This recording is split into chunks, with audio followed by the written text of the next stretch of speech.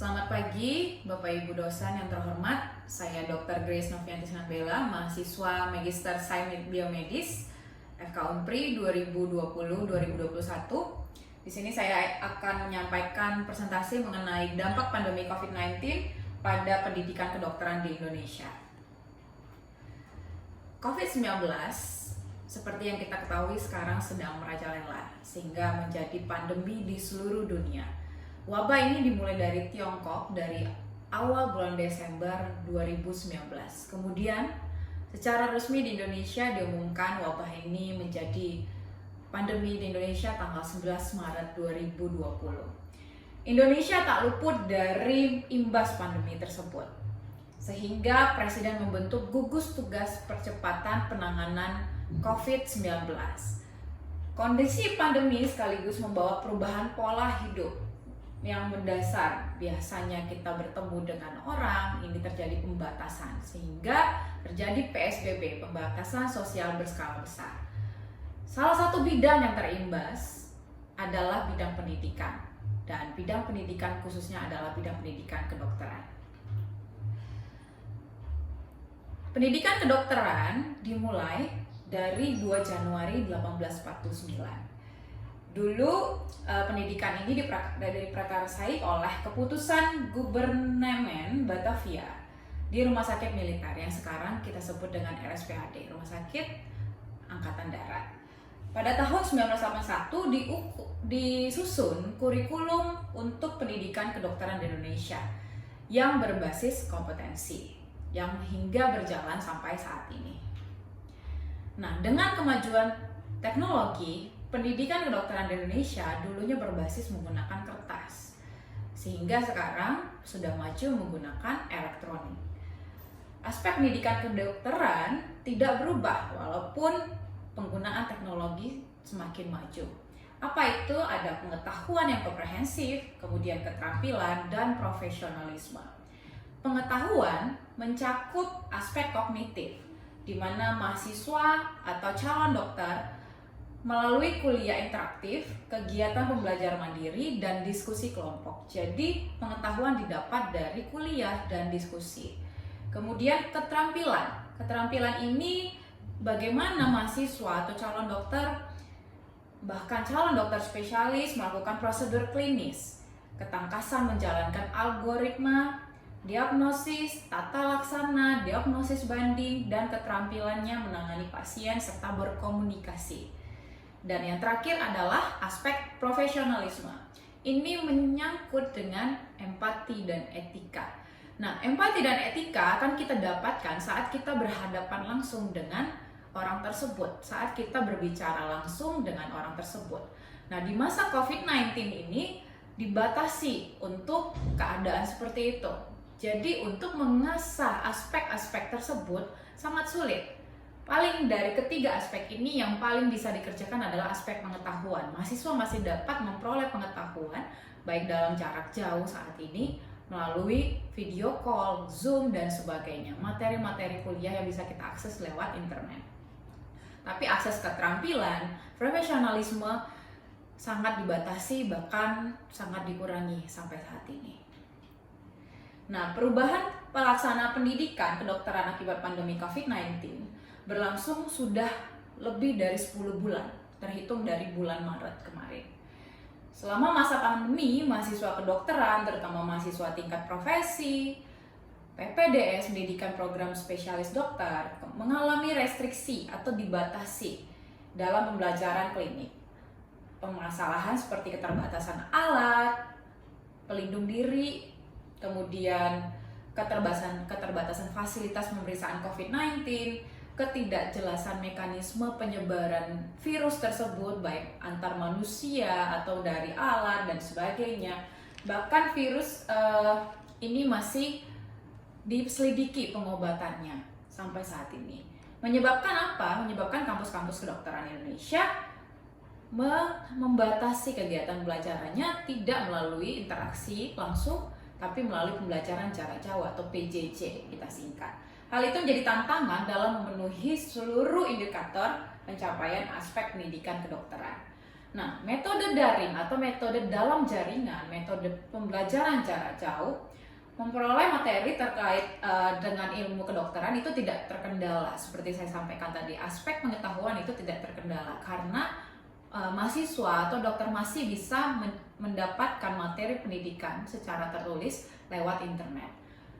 Aspek keterampilan sulit dipenuhi, diperlukan supervisi langsung oleh staf ahli, oleh dosennya, oleh dokter spesialis penanggung jawabnya untuk memastikan terpenuhinya keterampilan mahasiswa.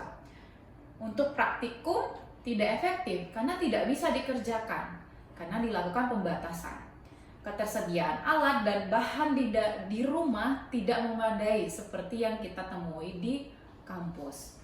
Aspek profesionalisme juga berkurang karena peran dari staf mengajar yang sebagai role model mahasiswa tidak bisa kita lihat secara langsung.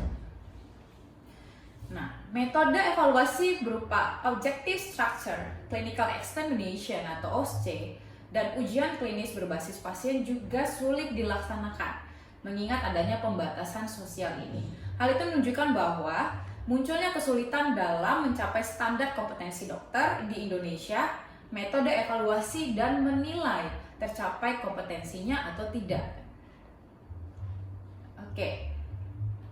Kompetensi lulusan dokter berpotensi sulit dinilai dan ini mengancam profesionalisme yang pada hakikatnya akan melanggar kode etik kedokteran di Indonesia, di mana kode etik pasal 8 dan 9, profesionalisme seorang dokter wajib dalam setiap praktek medis yang memberikan pelayanan secara kompeten dengan kebebasan teknik dan moral sepenuhnya, sertai rasa sayang, compassion, dan penghormatan atas martabat manusia.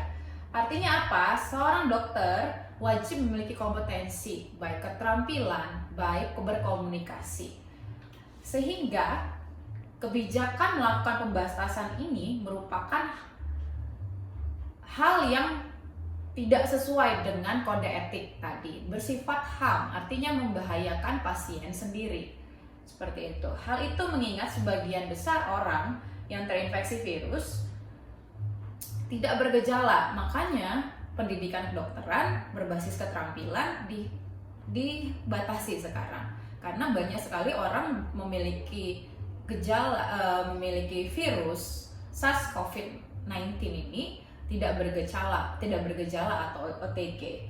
Jadi apabila pendidikan kedokteran tetap dilaksanakan dengan metode interaksi langsung, maka kemungkinan mahasiswa yang tidak bergejala atau dosen yang tidak bergejala saling menularkan, sehingga itu juga akan membahayakan lingkungan ke depannya.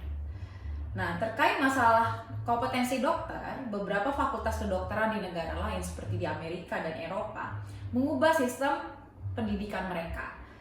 Jadi mahasiswanya dapat diluluskan lebih cepat sehingga dapat turut menangani kasus COVID-19, di mana kasus angka kematian dokter di seluruh dunia sangat meningkat sehingga dibutuhkan tenaga medis yang lebih banyak.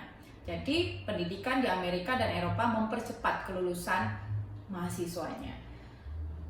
Sama seperti kasus pandemi flu Spanyol di abad tahun lalu. Masalah profesionalisme terkait kompetensi dokter disesuaikan dengan kondisi pandemi, jadi harus mengikuti alur. Nah, beberapa alternatif cara yang bisa dilakukan adalah yang pertama adalah seperti yang dilakukan di Eropa dan Amerika, mempercepat kelulusan dokter. Jadi kompetensi utama yang diprioritaskan pada saat pendidikan mestinya lebih difokuskan pada penanganan kasus pandemi. Nah, untuk tetap menjamin mahasiswa tersebut dapat melakukan tindakan sesuai kompetensinya, maka perlu dilakukan pertimbangan supaya mahasiswa difasilitasi dengan kursus jangka pendek sehingga mahasiswa tidak tertinggal untuk pengerjaan tindakan tersebut. Cara yang kedua adalah dengan memperpanjang masa studi untuk mencapai kompetensi yang tidak tercapai selama pandemi. Artinya, biasanya pendidikan kedokteran dokter umum pendidikannya 3,5 tahun untuk S1 dan 2 tahun untuk masa profesi diperpanjang untuk memperbaiki dari kompetensi yang tidak tercapai tadinya.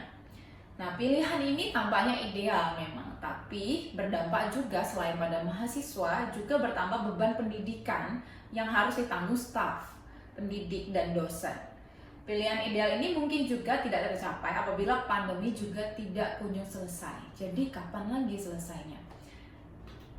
Nah, perlu diingat bahwa pelaksanaan protokol pencegahan dan pengendalian COVID-19 juga dilaksanakan untuk melindungi dosen dan peserta didik. Pada akhirnya, kesimpulannya adalah pendidikan kedokteran tidak terlepas dari efek pandemi COVID-19. Keterbatasan metode pembelajaran jarak jauh dan pemenuhan standar kompetensi dokter tidak ideal, terutama pada aspek keterampilan dan profesionalisme. Nah, untuk tersebut dapat dilakukan beberapa alternatif, mempercepat kelulusan atau memperpanjang masa pendidikan.